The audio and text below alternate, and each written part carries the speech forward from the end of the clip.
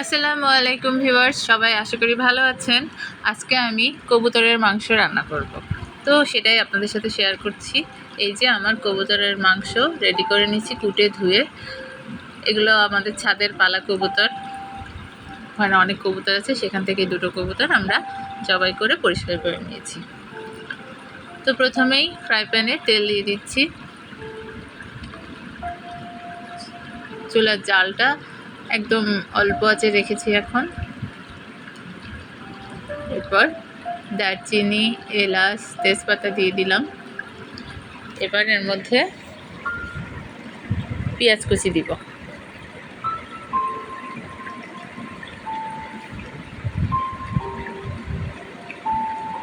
পেঁয়াজ কুচি দিয়ে একটু নাড়াচাড়া করব। পেঁয়াজটা একটু নরম হবে। এই তো পেঁয়াজটা একটু নরম নরম হয়ে এসেছে। এখন আমি প্রথমেই বাটা মশলা দিব।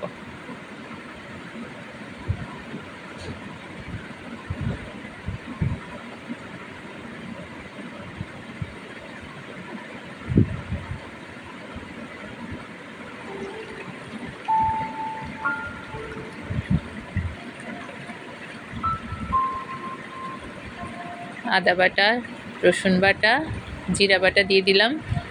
আর এখন দিচ্ছি লবণ।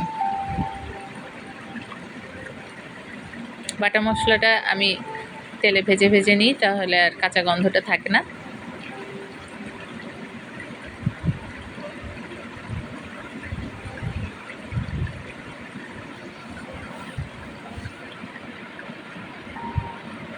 এই মশলাটা ভাজা ভাজা হচ্ছে। ভাজা ভাজা হয়ে গেলে এর মধ্যে বাকি মশলা দিব।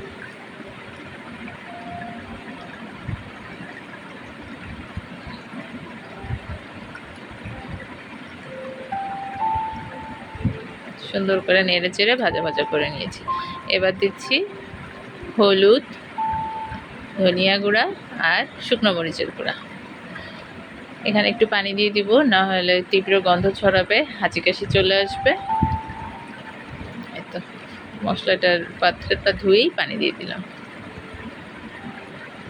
এটা সুন্দর করে এখন কষাতে হবে।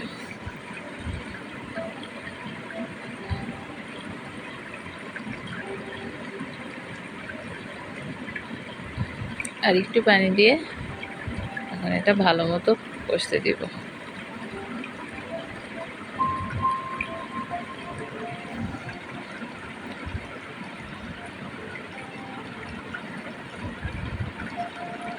মাঝে মাঝে নেড়ে চেড়ে দিচ্ছি।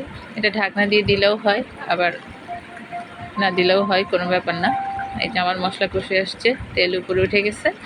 এখন এর মধ্যে কবুতরের মাংসটা ঢেলে দিলাম। এবার একটু নেড়ে চেড়ে মাংসগুলোর গায়ে মশলাটা লাগিয়ে কষাতে হবে। কিছু সময় রেখে দেবো, কষে যাবে। তো নাড়াচাড়া হয়ে গেছে।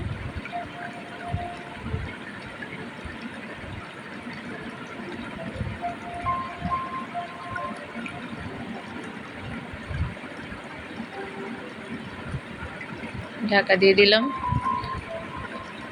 3-4 মিনিটের মধ্যে এটা কষানো হয়ে যাবে। এবার ঢাকনা খুলে দেখি, এই যে তেল উপরে উঠে আসছে, দেখতেই পাচ্ছেন। এটা খুব ভালো মতো কষানো হয়ে গেছে। এখন একটু নেড়ে চেড়ে দিচ্ছি।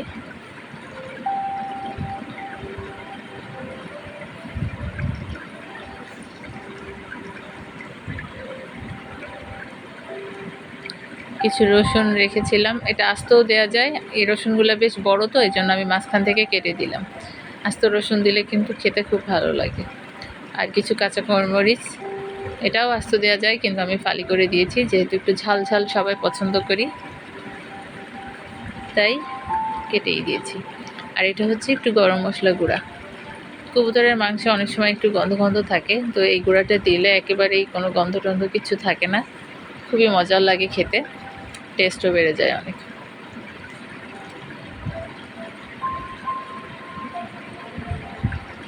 এবার নেড়ে চেড়ে আমি ঝোলের পানি দিয়ে এটা ঢাকনা দিয়ে রাখবো।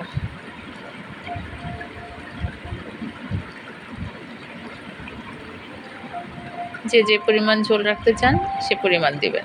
কবুতরের মাংস কিন্তু খুবই উপকারী খাবার। এটা খেলে শরীরে রক্ত বাড়ে, ছোটোবেলা থেকেই শুনে আসছি। কারো অসুখ টসুখ হলে, জ্বর টর হলে দেখতাম কবুতরের মাংস রান্না করে খাওয়াতো। তো এরকম ঝোল ঝোল করেই রান্না করে খাওয়াতো আমাদের। আমিও সেভাবেই রান্না করছি।